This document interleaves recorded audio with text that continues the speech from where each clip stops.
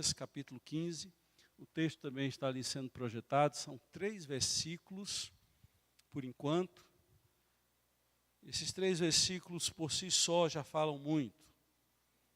Assentados como estamos, mas com o coração aberto para aprender e tomar providências em nossas vidas, é que vamos ler estes 3 versículos. Todos os publicanos e pecadores estavam se reunindo para ouvi-lo. Mas os fariseus e os mestres da lei o criticavam. Este homem recebe pecadores e come com eles. Então Jesus lhes contou esta parábola. Até aqui, deixe sua Bíblia aberta, de preferência. Nós vamos voltar ao capítulo 15. Mas vamos pensar aqui em lições para as nossas vidas. Antes eu queria fazer uma introdução. Nós tendemos a qualificar, a diferenciar pessoas. Está dentro do ser humano essa propensão. E é interessante que, em termos de religião, os muçulmanos vão falar daqueles que não são muçulmanos como os infiéis. Os judeus vão falar daqueles que não são judeus, gentios. E nós que somos cristãos evangélicos, tendemos a chamar as pessoas que não partilham a nossa fé em Cristo Jesus de incrédulos, ímpios, e damos também outros nomes. Alguém perguntou para mim certa vez, qual é a designação que o senhor gosta de usar? Eu gosto de usar a designação perdidos. Porque perdidos é menos ofensivo. Perdidos não tem muito a ver com a decisão. Você está perdido. O que você vai fazer? Estou perdido. E quando Jesus se encontra com Nicodemo, melhor dizendo, com Zaqueu, ao final da história diz que ele veio buscar e salvar o perdido. E esse preâmbulo que Jesus faz no início do capítulo 15 de Lucas, nada mais é como um pretexto para contar 3 parábolas. E 3 parábolas que versavam sobre pessoas e coisas perdidas. O melhor que se faz com a pessoa perdida é ela se achar e ser encontrada por Deus. Eu acho essa figura de linguagem, daquela pessoa que está sem rumo, sem direção, perdido na vida. A notícia boa é que ela pode ser achada. Ela pode se achar no amor, nos braços de Cristo Jesus.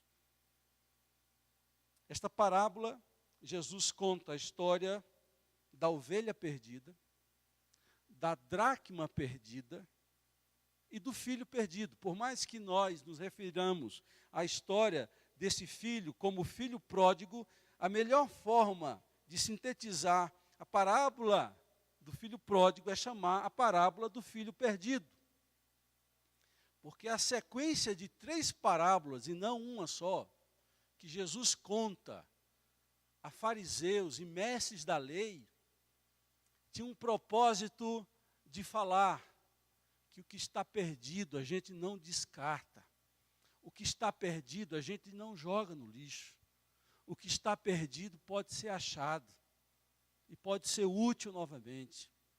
Talvez você se ache mais do que perdido, você se ache inútil, sem valor.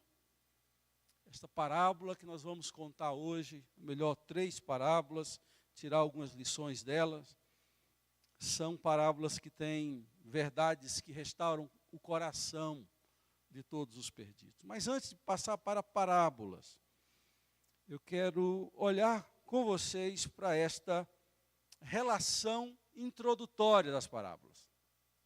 Você percebe que tem 2 grupos, o nós e o eles, na história? Você percebe que tem um grupo que ouve atentamente e um grupo que critica?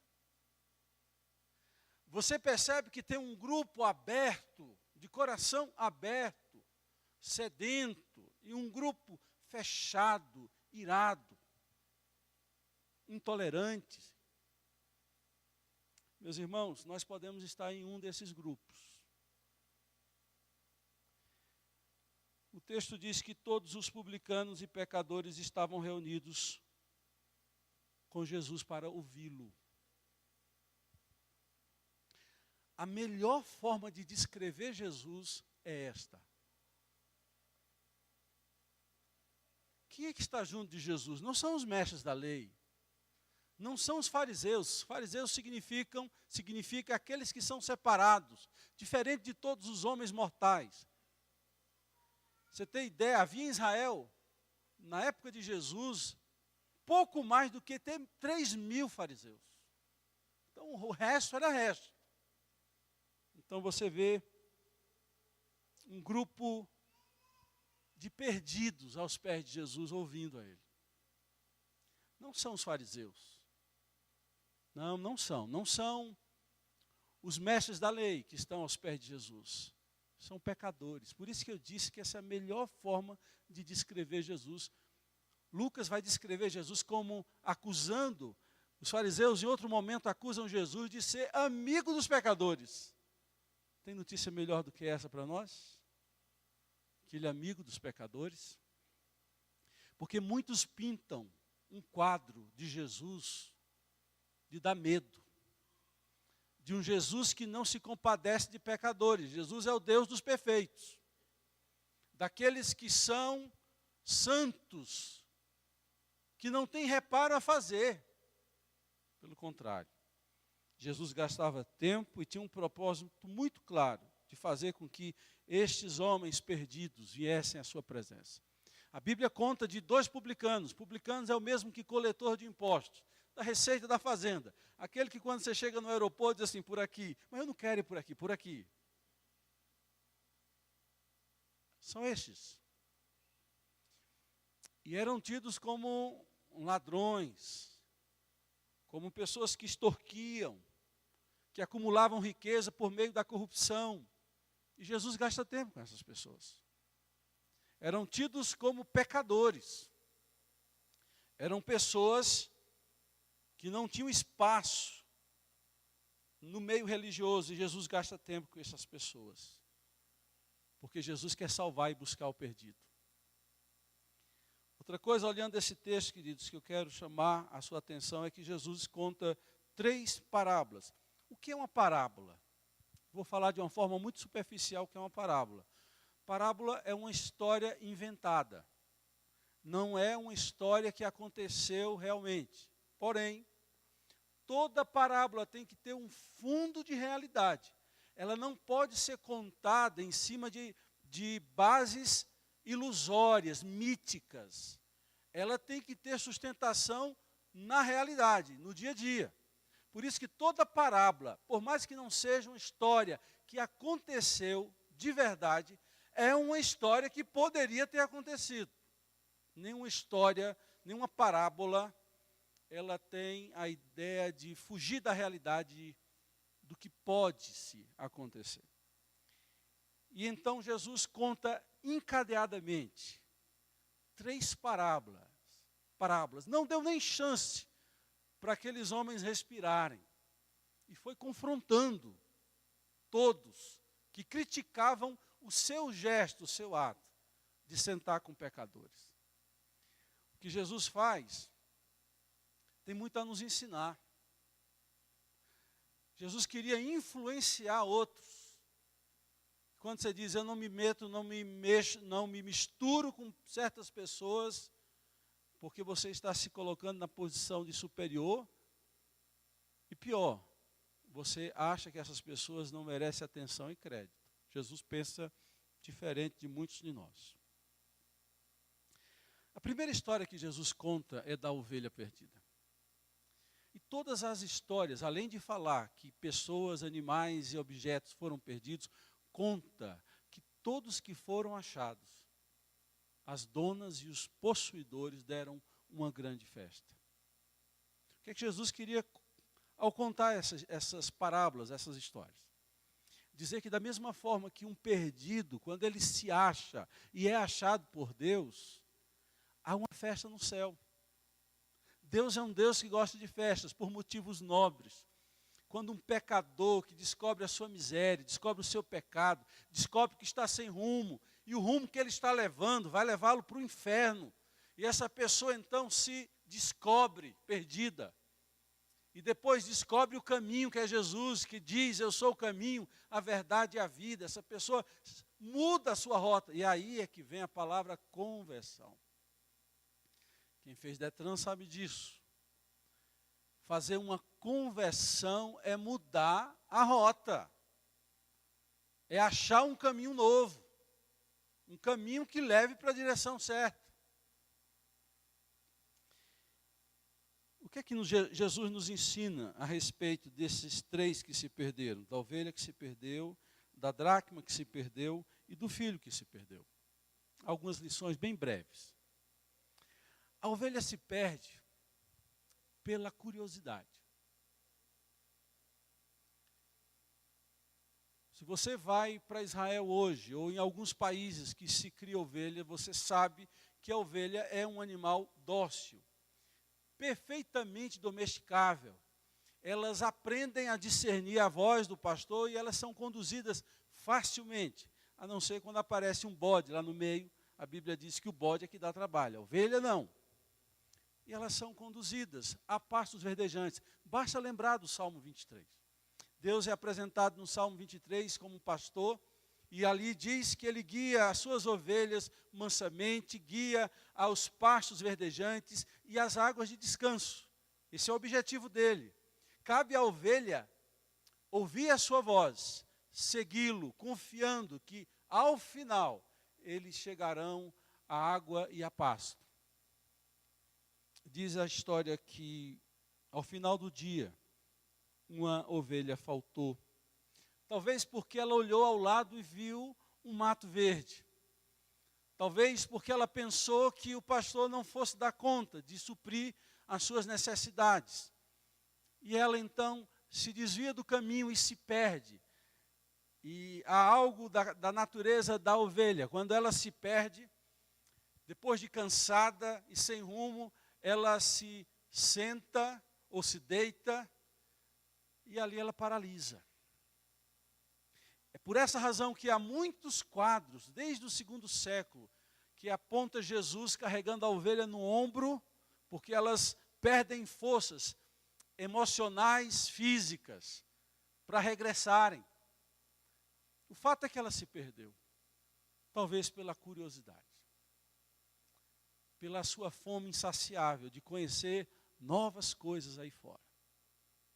E quantas vezes nós somos bombardeados a sair do caminho, de deixar de seguir o nosso pastor, pelas curiosidades que estão clamando, gritando, vozes dentro, vozes fora, concorrendo com a voz do pastor, e a gente se desvia do nosso caminho porque quer comer comida diferente.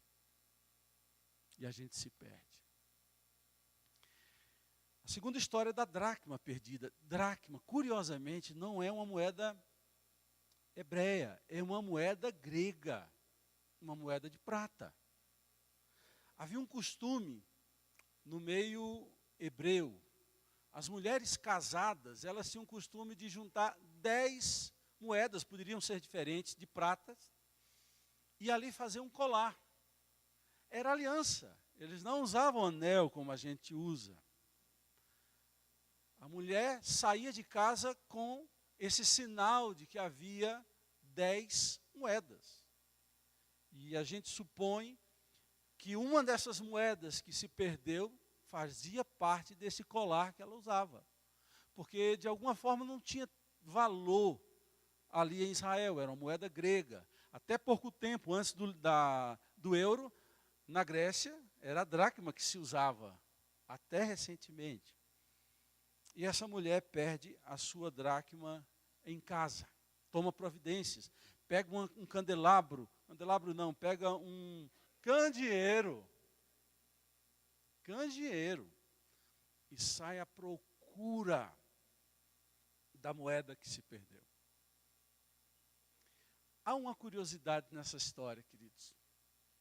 Muitas vezes nós, como ovelhas, a gente sai do caminho pela nossa curiosidade, vai buscar outra rota.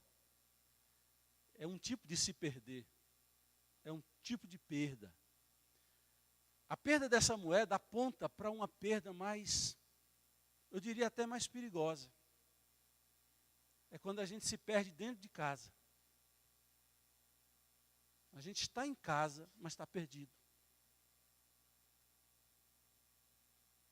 Isso é dramático até.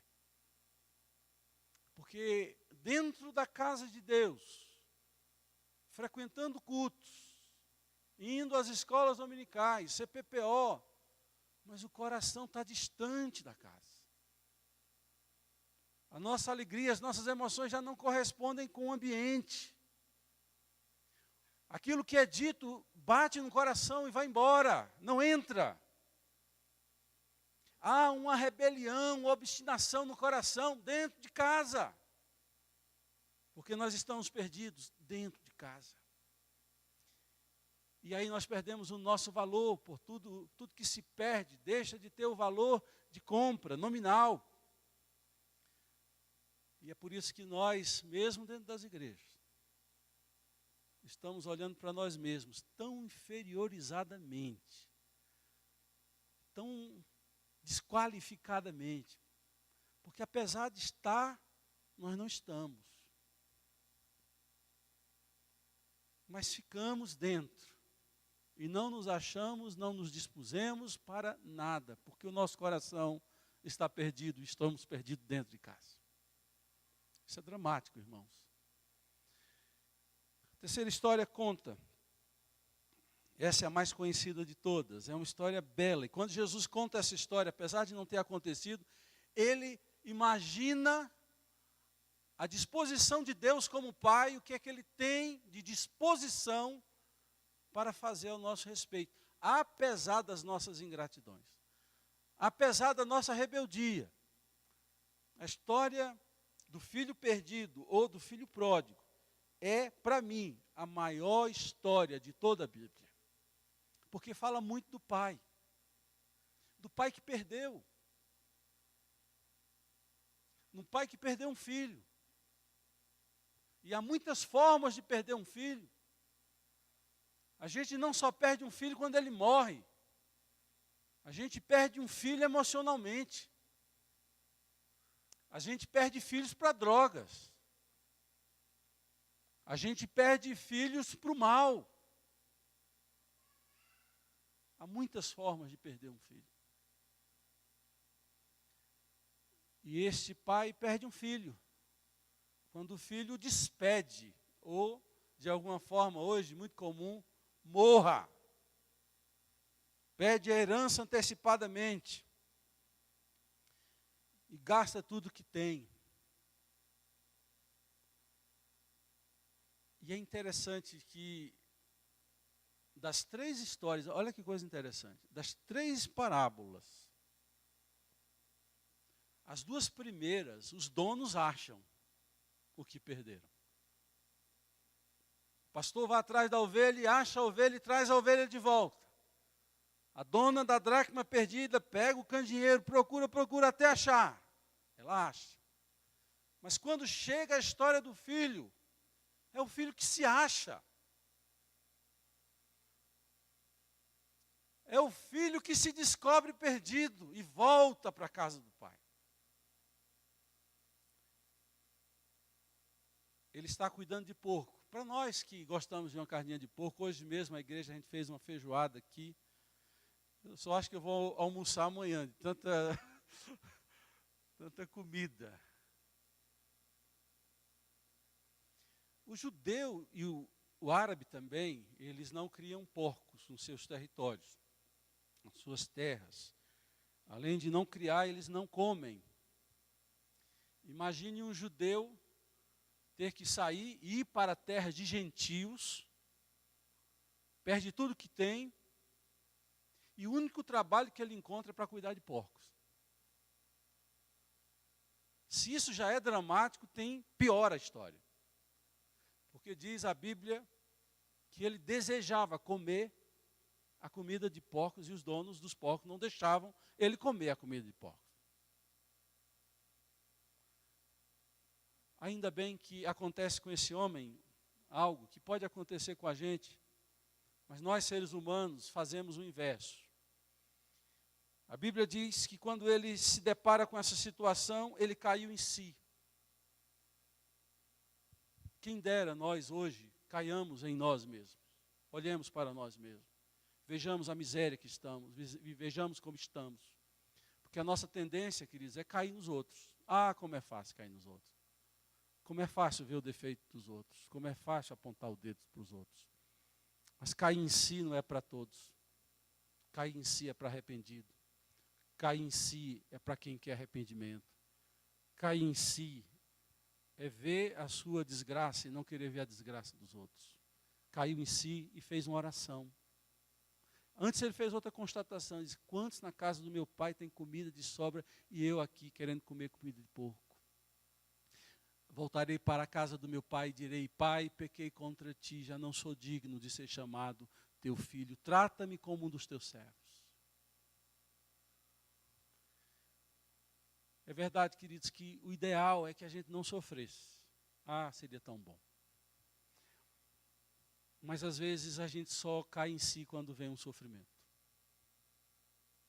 Quando a gente vai cuidar de porcos. Quando a gente não tem nem comida de porcos.